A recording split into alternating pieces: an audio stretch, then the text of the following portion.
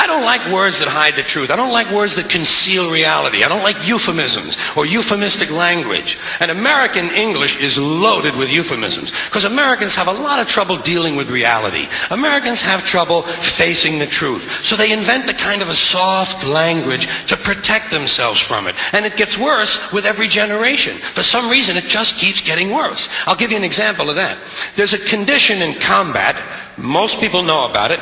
It's when a fighting person's nervous system has been stressed to its absolute peak and maximum, can't take any more input. The nervous system has either snapped or is about to snap. In the First World War, that condition was called shell shock. Simple, honest, direct language. 2 syllables. Shell shock. Almost sounds like the guns themselves. That was 70 years ago. Then a whole generation went by, and the Second World War came along, and the very same combat condition was called battle fatigue. 4 syllables now. Takes a little longer to say.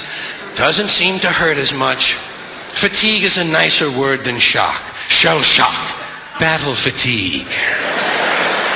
Then we had the war in Korea, 1950. Madison Avenue was riding high by that time, and the very same combat condition was called operational exhaustion. Hey, we're up to 8 syllables now. And the humanity has been squeezed completely out of the phrase. It's totally sterile now. Operational exhaustion. Sounds like something that might happen to your car. Then, of course, came the war in Vietnam, which has only been over for about 16 or 17 years. And thanks to the lies and deceit surrounding that war, I guess it's no surprise that the very same condition was called post-traumatic stress disorder. Still 8 syllables, but we've added a hyphen. And the pain is completely buried under jargon. Post-traumatic stress disorder. I'll bet you if we'd have still been calling it shell shock, some of those Vietnam veterans might have gotten the attention they needed at the time. I'll bet you that. I'll bet you.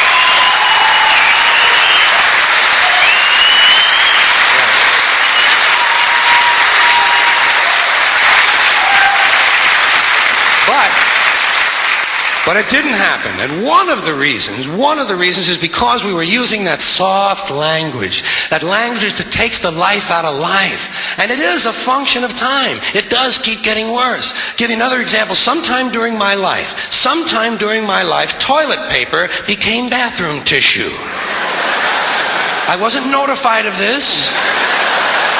No one asked me if I agreed with it. It just happened. Toilet paper became bathroom tissue. Sneakers became running shoes. False teeth became dental appliances.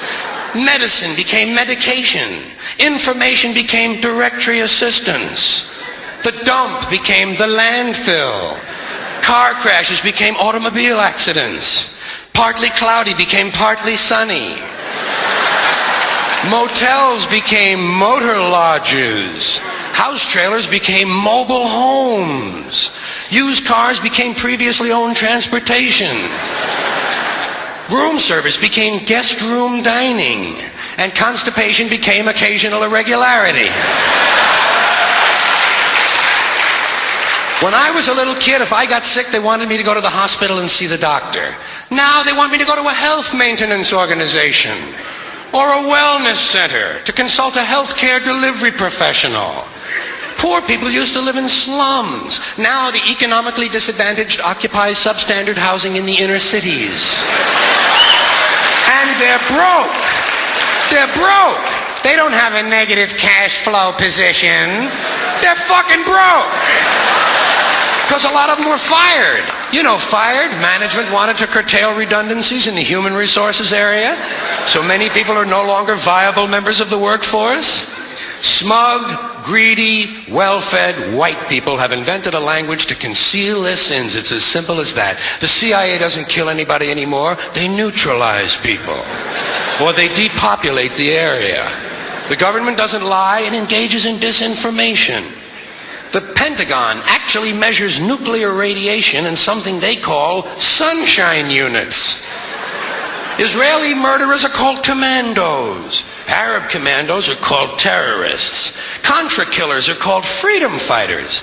Well, if crime fighters fight crime and firefighters fight fire, what do freedom fighters fight? They never mention that part of it to us, do they?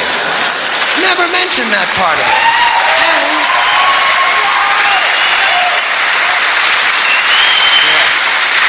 And some of this stuff is just silly. We all know that. Like on the airlines, they say they want a pre-board. Well, what the hell is pre-board? What does that mean? To get on before you get on? They say they're going to pre-board those passengers in need of special assistance. Cripples! Simple, honest, direct language. There's no shame attached to the word cripple that I can find in any dictionary. No shame attached to it. In fact, it's a word used in Bible translations. Jesus healed the cripples. Doesn't take 7 words to describe that condition. But we don't have any cripples in this country anymore. We have the physically challenged. Is that a grotesque enough evasion for you? How about differently abled? I've heard them called that, differently abled. You can't even call these people handicapped anymore. They'll say, we're not handicapped, we're handy-capable. These poor people have been bullshitted by the system into believing that if you change the name of the condition, somehow you'll change the condition. Well, hey, cousin, doesn't happen. Doesn't happen. We have no more deaf people in this country, hearing impaired. No one's blind anymore, partially sighted or visually impaired. We have no more stupid people. Everybody has a learning disorder. Or he's minimally exceptional. How would you like to be told that about your child? He's minimally exceptional. Oh, thank God for that. Psychologists actually have started calling ugly people those with severe appearance deficits. It's getting so bad that any day now I expect to hear a rape victim referred to as an unwilling sperm recipient.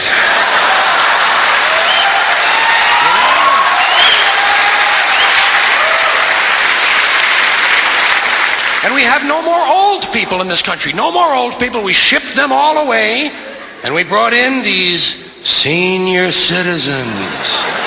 Isn't that a typically American 20th century phrase? Bloodless, lifeless. No pulse in one of them. A senior citizen. But I've accepted that one. I've come to terms with it. I know it's here to stay. We'll never get rid of it. That's what they're going to be called, so I'll relax on that. But the one I do resist, the one I keep resisting, is when they look at an old guy and they'll say, look at him, Dan, he's 90 years young. Imagine the fear of aging that reveals. To not even be able to use the word old to describe someone, to have to use an antonym. And fear of aging is natural, it's universal, isn't it? We all have that. No one wants to get old, no one wants to die, but we do. So we bullshit ourselves.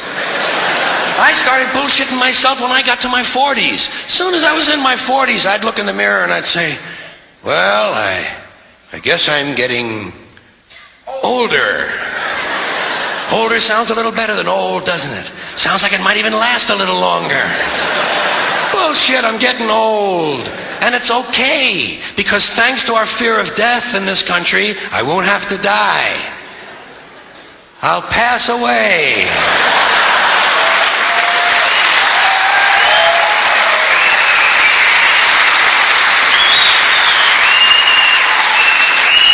Or I'll expire like a magazine subscription. If it happens in the hospital, they'll call it a terminal episode. The insurance company will refer to it as negative patient care outcome. And if it's the result of malpractice, they'll say it was a therapeutic misadventure. I'm telling you, some of this language makes me want to vomit. Well, maybe not vomit. Makes me want to engage in an involuntary personal protein spill.